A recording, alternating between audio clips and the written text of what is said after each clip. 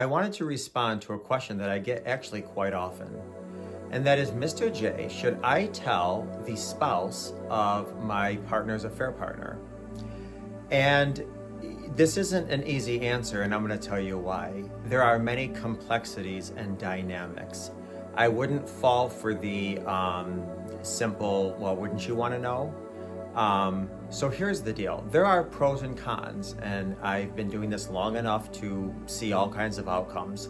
Now, there are exceptions to the rules. I just want to let you know that on both sides, all sides. Here's my thing. We don't know the dynamics of other people's relationships for the most part. Now, you might think you know them. They could be your best friends for 20 years, but we don't know the intimate details of somebody's relationship. We don't know if there's physical abuse going on, and if you say something, is this going to cause some type of physical abuse in the relationship? You don't know if there's going to be retaliation on your family. You don't know.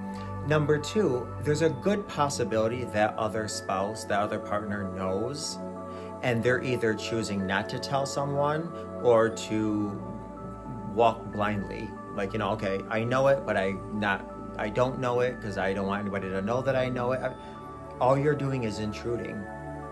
Now, there are benefits. There's certainly benefits, and I don't really have to mention them here. There are benefits, but you have to really weigh the outcome. One of the things that I often recommend to my clients is do not make any decisions immediately as far as sharing this information or telling anyone, because obviously the first initial reaction is we're in pain, so we want to see everybody else involved in pain as well. That's not healthy. So here's what I tell people. I would recommend you wait a few months, and I mean probably a good 6 months. If you can't, you can't. I'm not the moral police. I'm not the decision maker for you or your family. If you can wait 4 to 6 months to make that decision, that's my recommendation.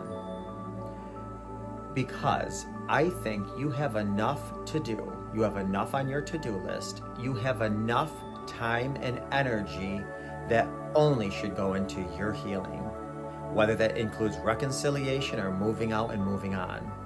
The only time, money, and energy you should be spending is on you and your relationship or your family. Everything outside of your house, that's for other people to deal with, not you. Now, after 4 to 6 months, you really think about it.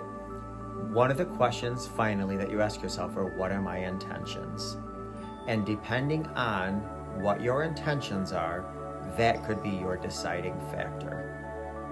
We'll leave it as that.